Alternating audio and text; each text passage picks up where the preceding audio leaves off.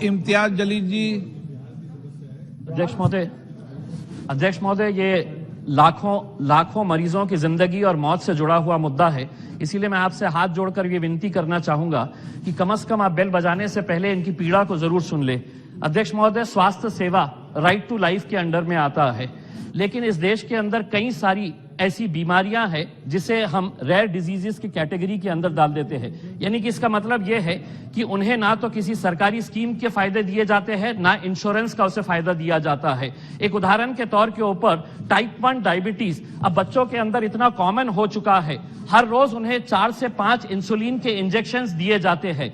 महीने का खर्च आता है 5,000 रुपये। अध्यक्ष महोदय, मेरे शहर के अंदर उड़ान नाम की एक एनजीओ है, अकेले उसके पास 1,000 बच्चे हैं, छोटे छोटे बच्चे जो गरीब घरों से ताल्लुक रखते हैं। उनका स्वास्थ्य का, उनके इलाज का कौन खर्चा संभालता है? तो हमारे जैसे कोई दानशूर लोग जाते हैं, कोई गरीब बच्चे की मदद करना चाहता है तो उसको डोनेट करते हैं। 1,000 बच्चे, छोटे छोटे बच्चे, अगर उनका इलाज नहीं किया गया, अगर डेली उन्हें 4 से 5 इंसुलिन के इंजेक्शंस नहीं दिए तो वो बच्चे मर जाते हैं। अध्यक्ष महोदय, इसीलिए हम सरकार से यह अनुरोध करना चाहते हैं कि इसको आप रेयर डिजीजेस के अंडर में अगर निकाल के सरकारी स्कीमों के अंदर। अध्यक्ष महोदय, दूसरी एक आम बीमारी जो महिलाओं के अंदर, पुरुषों के अंदर बहुत कॉमन है, वो ऑस्टोमी। ऑस्टोमी का मतलब यह है कि आपका बॉवेल के अंदर जब कुछ प्रॉब्लम हो जाता है तो पेट के अंदर एक सुराख किया जाता है, एक नली निकाली जाती है और जिंदगी भर के लिए एक बैग लटकाया जाता है, जिसके जरिए वो जो भी करना है उस बैग के अंदर। अध्यक्ष महोदय, बड़ा अफसोस होता है ये जानकर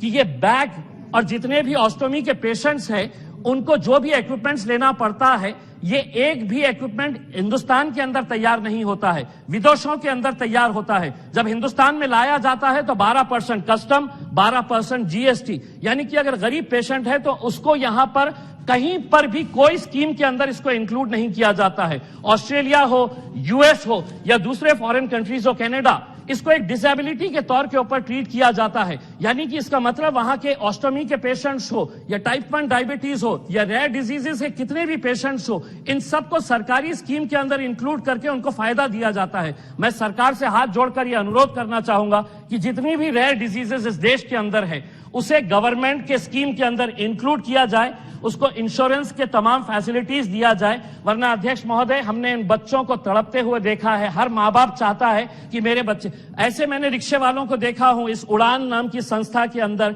जिसके खुद की महिला जो है वो घर का काम करती है, लेकिन उसका बच्चा जो है वो इस बीमारी से पीड़ित है। उसकी कमाई महिला की 2,500 रुपये है, लेकिन बच्चे के ऊपर हर महीना उसे 5,000 रुपये खर्च करना पड़ता है। अगर ऐसी संस्थाओं की अगर हम मदद नहीं करेंगे, अगर ऐसे रेयर डिजीजेस के पेशेंट्स को अगर हम मदद नहीं करेंगे सरकार की तरफ से, तो क्या इसका मतलब यह है कि हम आज के दिन, मैं खुद जाकर अभी मेरा खुद का चेकअप करवा के आया हूं, यहां पर यह फैसिलिटी अगर मुझे दी गई है तो उन बच्चों को क्यों नहीं दी जा रही है जो इस रेयर डिजीजेस से पीड़ित है? मैं हाथ जोड़कर सरकार से अनुरोध करूंगा, इस रेयर डिजीजेस के तमाम पेशेंट्स को सरकार की तमाम सुविधाएं प्रोवाइड की जाए। धन्यवाद। फ्रांसिस्को